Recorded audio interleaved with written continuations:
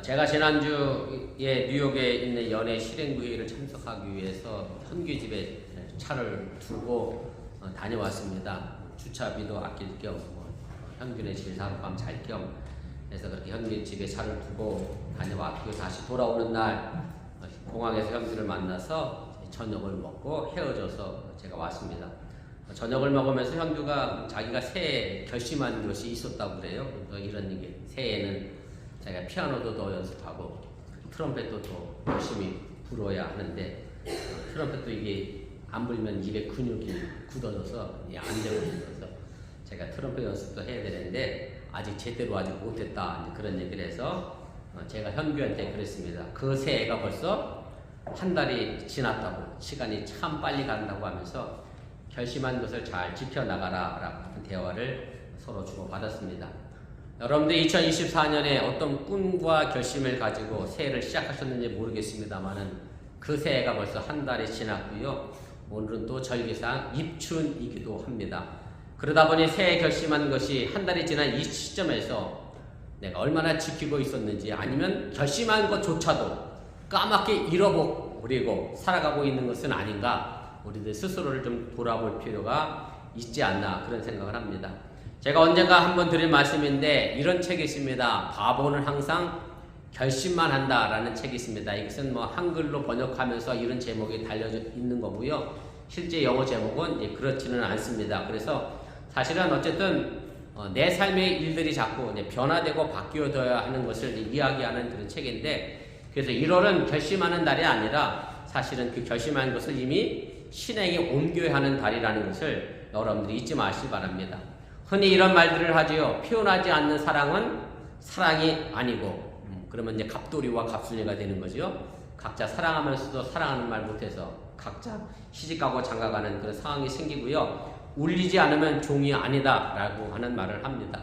여러분들이 가지고 있는 최신의 셀폰이 전화가 오지 않으면 아무 쓸모가 없는 거와 마찬가지로 신약성경 야고보서는 이것을 가지고 행함이 없는 믿음은 그래서 죽은 믿음이다 라고 이야기하고 있음을 여러분들이 또한 기억하시길 바랍니다. 사실 행함의 중요함은 제가 굳이 설명하지 않아도 여러분들이 이미 너무나 잘 알고 계실 겁니다. 그런데 문제는 그렇게 행함이 쉬운 것이 아니라는 데 있습니다. 오죽했으면 이미 고인이 되었습니다마는 그 김수환 추기경이 한 아주 유명한 말이 있습니다. 머리에서 가슴까지 내려오는데 한평생 걸렸다라는 말을 합니다. 머리로 아는 것을 내 가슴으로 옮겨 행하는 것이 그만큼 쉽지 않다라고 하는 얘기입니다. 우리가 계획을 실행에 옮기면서 느리더라도 꾸준히 할 수 있다라고 하면 그러면 우리는 어제보다 더 나은 우리가 내일을 바라볼 수 있을 것이고요. 지난 1월보다 더 나은 2월을 맞이하고 변화된 우리의 모습을 발견할 수 있음 또한 여러분들이 기억하시기를 바랍니다. 오늘 본문의 주인공은 야곱입니다. 이 야곱이 하나님의 놀라운 축복을 받아서 이스라엘 민족을 이루는 12지파를 낳는 그런 주인공이 됩니다. 그래서 어찌 생각해보면 이스라엘의 조상이 아브라함이라고들 얘기합니다만은 야곱에서 시작했다고 해도 틀리지 않는 것이 야곱의 12아들이 지금의 이스라엘을 구성하는 민족이 됐기 때문에 그렇습니다. 그런데 반대로 성경 안에서 야곱만큼 참 힘들고 어렵게 삶을 산 사람도 없습니다. 야곱의 나이가 많이 들어서 이집트의 총리가 된 요셉이죠. 요셉의 청을 받아서 이제 이집트로 이사를 가게 됩니다. 그리고 그 이집트에서 파라오, 성경에는 바로라고 되어 있습니다만 이집트의 왕 파라오를 만나면서 파라오가 이렇게 묻죠. 내 나이가 어떻게 되느냐? 그랬더니 야곱이 뭐라고 대답하느냐면 내가 살아온 세월이 130년인데 그 세월이 참 험악했습니다 라고 하는 답을 합니다. 오늘 본문의 말씀을 이해하려고 하면 사실은 야곱의 이전 생활이 어떠했는지를 우리가 알아야 하기에 제가 잠시 야곱의 일생을 좀 살펴보도록 하겠습니다. 물론 성경 지식이 있는 분들은 야곱이 이렇게 살아온 걸 잘 아시겠습니다만은 혹시 모르실 분들을 위하여 양해해 주시면 좋겠고요. 그래서 사실은 35장까지의 내용을 제가 한꺼번에 요약하는 거니까 잘 들으시면 창세기 35장까지를 굳이 읽지 않으셔도 되니까 잘 들으시면 좋겠습니다. 야곱은 이삭의 아들로 태어났습니다. 에서와 쌍둥이로 태어났습니다. 에서가 쌍둥이 형이고 야곱은 쌍둥이 동생입니다.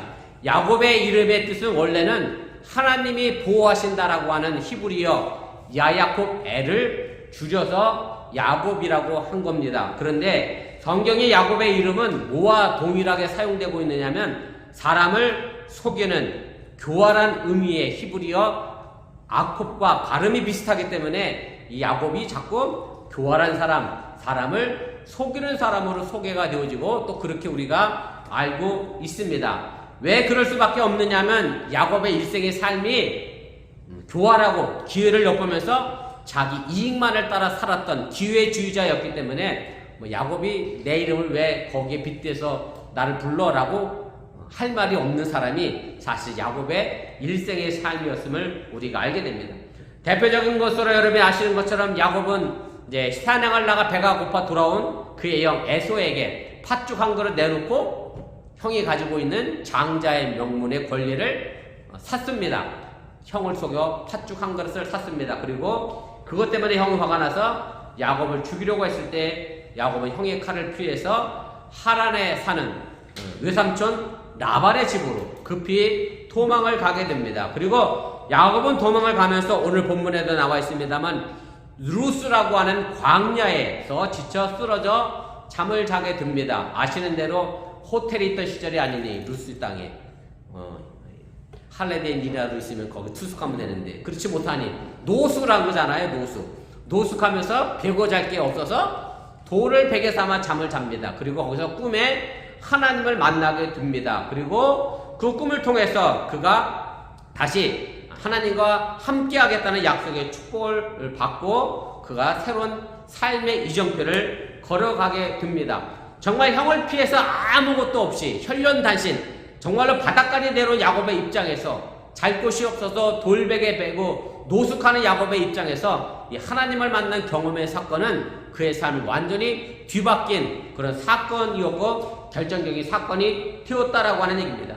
그런데 약속받은 야곱은 이 순간에도 하나님과 거래를 합니다. 무슨 거래를 하냐면 만일 내가 성공해서 돌아오면 많은 돈을 모아 돌아오면 돌아오는 길에다가 내가 이곳을 하나님의 제단을 삼고 그리고 내가 가진 것의 재산의 10분의 1을 하나님께 바치겠다라고 하는 약속을 합니다. 그리고 자기가 돌베개에 베고 잠을 자던 그 장소가 루스라는 땅이었는데 그 땅의 이름을 뭐라고 바꾸느냐면 야곱이 베델로, 베델은 하나님의 집이라는 뜻입니다. 성경에서 L자가 들어간 건 전부 하나님입니다. 그래서 여러분들 상식적으로 알아두시면 좋겠습니다. 그러나 성공의 길은 쉽지 않았고 참 힘들고 어려웠습니다. 야곱이 그의 사랑하는 아내 라헬을 구해서 외사촌 라반의 집에서 20년간 힘든 일을 하면서 엄청난 재산을 만들어서 부자가 돼서 고향 땅으로 다시 돌아가 형을 만나게 됩니다. 그리고 고향 땅으로 돌아가는 중에 야복강이라고 하는 땅에서 하나님의 사자와 씨름하며 다시 하나님으로부터 축복을 받아냅니다. 그리고 그 장소의 이름을 브니엘이라는 이름으로 바꿉니다. L자가 또 들어갔죠? 브니엘은 하나님의 얼굴이라고 하는 뜻입니다. 이후에 야곱은 형 에서를 만나서 이런 말을 합니다. 창세기 33장 10절 말씀인데 내가 형님의 얼굴을 배운 즉 하나님의 얼굴을 본 것 같사오며 그래서 야곱은 형의 얼굴을 봤는데 형의 얼굴이 뭐로 보였어요? 하나님의 얼굴로 보일 정도로. 그래서 약복강에서 하나님께 받은 축복은 물질의 축복이 아니라 형과 화해하는 축복을 하나님으로 받아낸 거고 그래서 형과 야곱은 다시 화해해서 자신의 고향 땅으로 돌아가게 됩니다.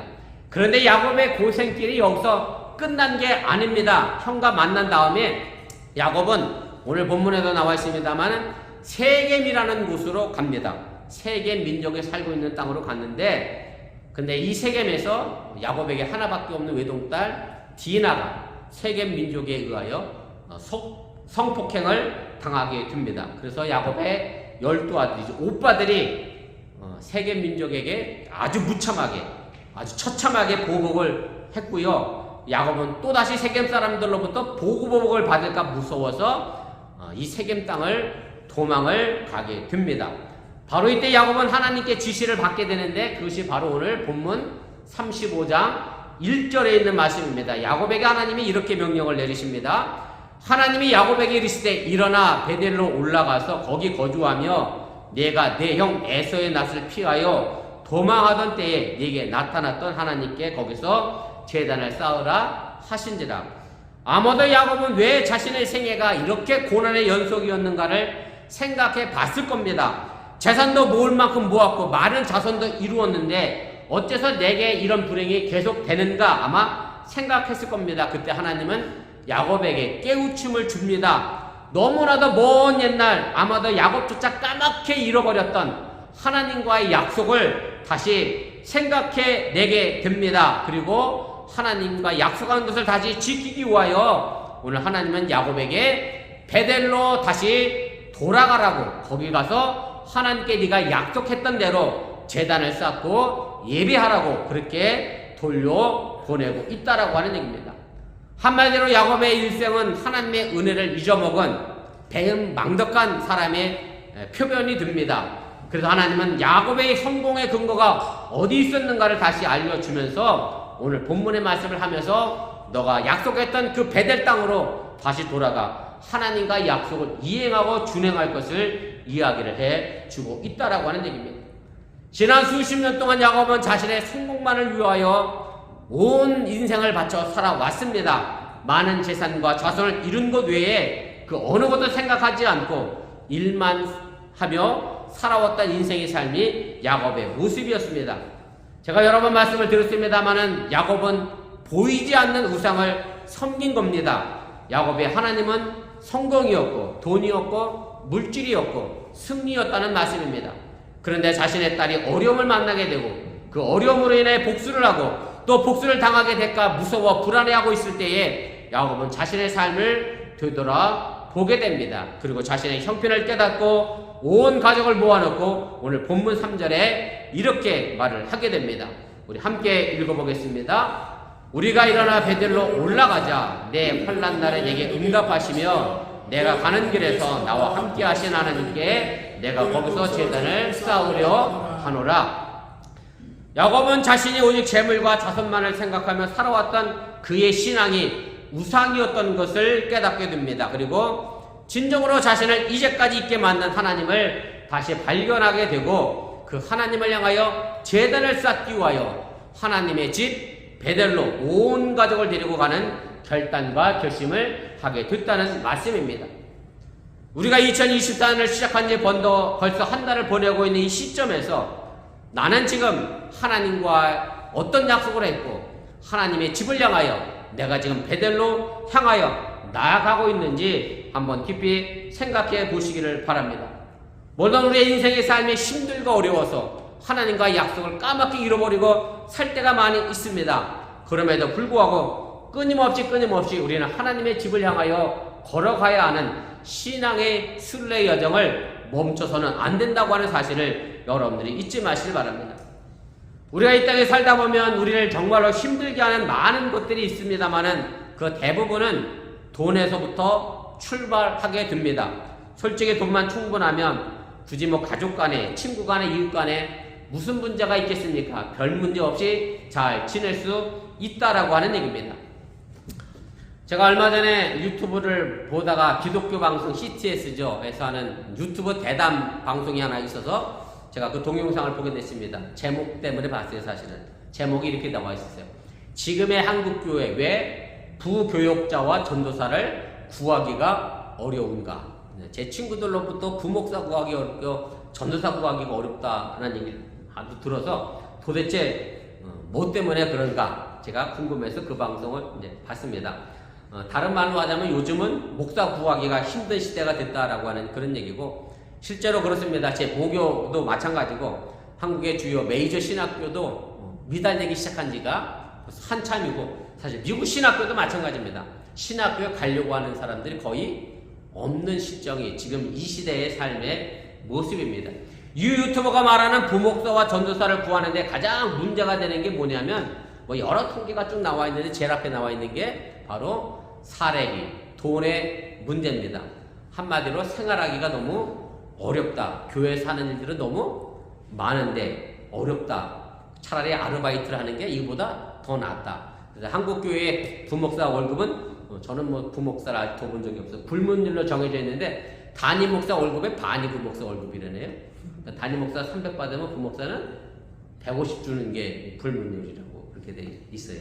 자, 물론 목회는 돈만 가지고 하는 건 아닙니다만은 사명감으로 해야죠. 그러면서 그 유튜브가 그 대담하는 목사님 다 목사님들이죠. 다 목사님들이 그런 얘기를 해요. 어느 정도 생활에 대해야지 목회자의 사명만 헌신만 강요해서는 지금의 한국교회가 살아날 방법이 없다는 것이 유튜브의 결론이었습니다. 우리가 삶을 살아보니 돈 때문에 미워하고 돈 때문에 원망하고 돈 때문에 다투고 돈 때문에 이혼하고 돈 때문에 차별하고 또 돈 때문에 내가 차별 당하기도 하고 돈 때문에 갈라서고 돈 때문에 낙심하고 더 심하게 나가면 돈 때문에 자살까지도 하는 세상이 돼버리고 말았다라고 하는 얘기입니다. 그리고 그 돈이 나를 지켜줄 거라 그렇게 믿습니다. 결국 돈이 하나님이 되어 버렸습니다. 그리고 교회마저도 돈을 넉넉히 주지 못해 부교육자를 구하지 못하는 현실에 놓이게 돼 버렸습니다. 사실 예수님도 이 돈의 힘이 얼마나 강한지를 이렇게 말씀을 해 주십니다. 마태복음 6장 24절 말씀인데 두 명의 주인이 나오잖아요. 함께 읽어봅니다. 시작. 한 사람이 두 주인을 섬기지 못할 것이니 혹 이를 미워하고 저를 사랑하거나 혹 이를 중히 여기고 저를 경히 여깁니다. 너희가 하나님과 재물을 경하여 섬기지 못하니라. 우리의 인생에 두 주인이 있는데 그 주인 중에 한 명은 하나님이고 그 주인 중에 한 명은 누구예요? 돈이에요. 그래서 하나님이 돈과 거의 예수님도 어떻게 생각하고 계셨어요? 동등한 수준으로 생각하시면서 그만큼 돈의 힘이 강하니 돈을 조심할 것을 우리에게 경고해 주시고 알려주시고 이 말씀을 하시게 됩니다. 물론 재물이 중요하지 않다는 말은 아닙니다. 꼭 필요합니다. 그러나 우리의 삶의 전부는 아니라 삶의 일부분이라고 하는 사실을 여러분들이 잊지 마시길 바랍니다. 그러나 이 돈이 지금 하나님과 동등하게 대접을 받고 있습니다. 아니 어찌 생각해보면 하나님보다 더 높은 위치에서 있다고 해도 틀리지 않는다라고 하는 말씀입니다. 야곱 역시 마찬가지였습니다. 야곱은 자신의 성공과 물질의 축복만을 위하여 그의 인생의 전부를 바쳤습니다. 그러다가 자신의 딸 디나가 어려움을 당한 다음에야 비로소 그는 진정한 하나님을 찾게 됩니다. 그리고 환난 중에 자신과 함께했던 베델의 하나님을 찾아가게 되었다라는 말씀입니다. 그러나 하나님은 그냥 찾아지지는 결코 않습니다.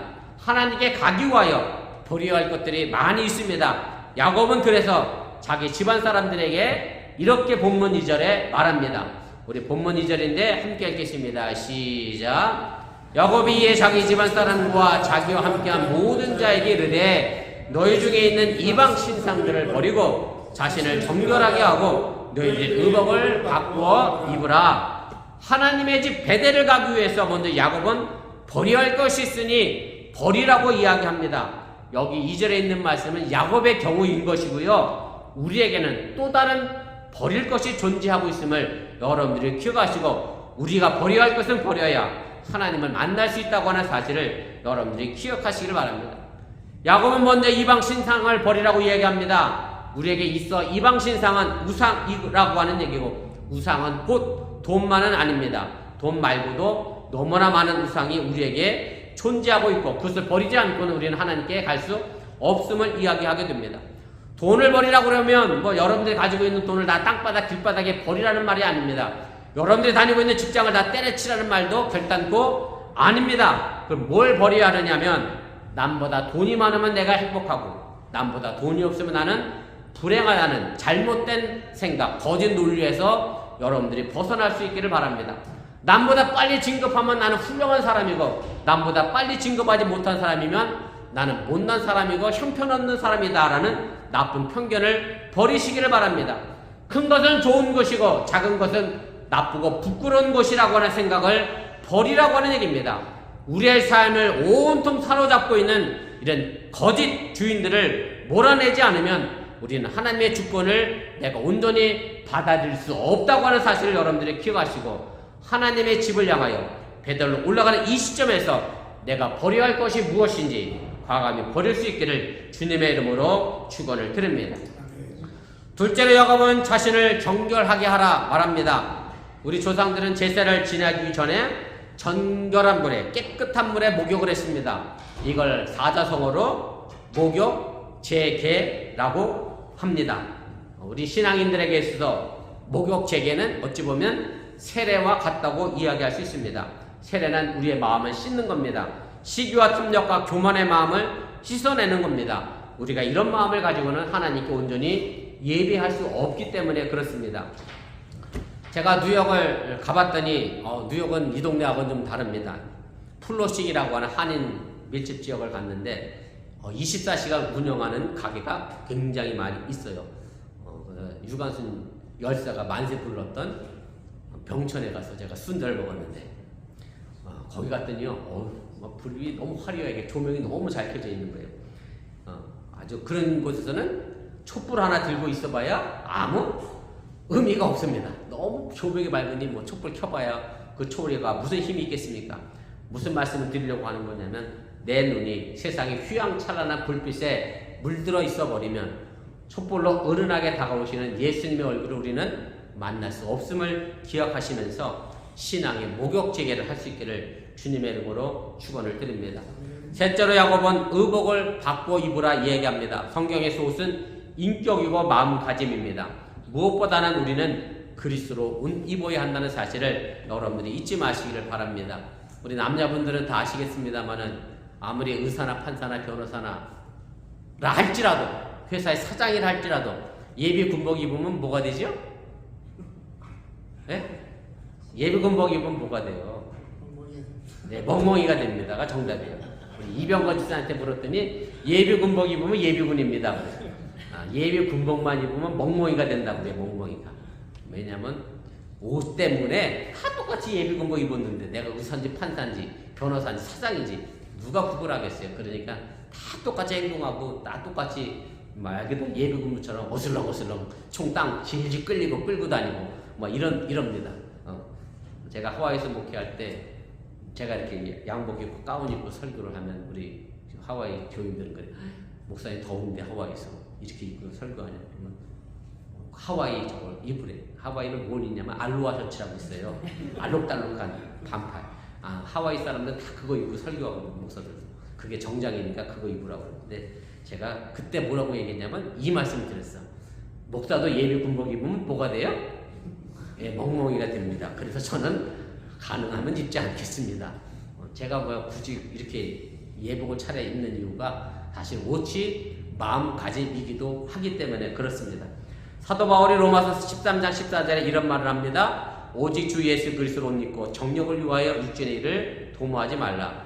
그리고 골로새 3장 12절에 이렇게 말합니다. 너희는 하나님의 택하사 거룩하고 사랑받는 자처럼 긍휼과 자비와 겸손과 온유와 오래 참음을 옷 입고 우리가 세상의 옷을 벗어버리고 예수 그리스도로 새롭게 옷을 입어 나갈 수 있기를 주님의 이름으로 축원을 드립니다. 야곱이 명령한 대로 야곱의 가족에게서 모든 이방 신산들과 자기 귀에 있는 귀고리들을 세겜 근처 상수리 나무 아래 묻어놓고 야곱의 가족들은 베델로 향하여 나아가게 됩니다. 그랬더니 본문 5절에 보면 세겜 사람들이 야곱을 복수하기 위하여 쫓아오는 사람이 하나도 없었다라고 말씀하면서 야곱 가족들을 두렵게 함으로 말미암아 야곱이 편안하게 하나님의 집 베들로 올라가게 됩니다. 저는 오늘 말씀을 마무리하면서 시 한 편 읽고 좀 마치도록 하겠습니다. 박한자 시인의 자연의 기쁨이라고 하는 그런 시인데 오늘 제가 초점을 맞추고 싶은 것은 한입니다. 한에 초점을 맞춰 여러분들 이 시를 함께 보시면 좋겠습니다. 한 방울의 물로 싹 틔우고 한 방울의 물로 꽃을 피워 한 줄기 햇살에 씨앗 연걸면 한 줄기 바람에 씨앗이 날아가네. 이제 2024년 한 달을 보냈는데 다짐하고 결심했는데 여전히 그 자리에 머물러 있는지 다시 한번 생각해 보시고 우리가 하나만 하면 됩니다. 하나면 충분합니다. 한 방울의 물이면 결국 한 줄기 바람에 한 씨앗을 날려 보낼 수 있습니다. 멈추지 마시고 중단하지 마시고 작은 것부터 버리시고 입을 것은 입으시고 그렇게 한 걸음 배대 하나님의 집으로 중단 없이 나갈 수 있는 저와 여러분들이 될 수 있기를 주님의 이름으로 축원을 드립니다. 우리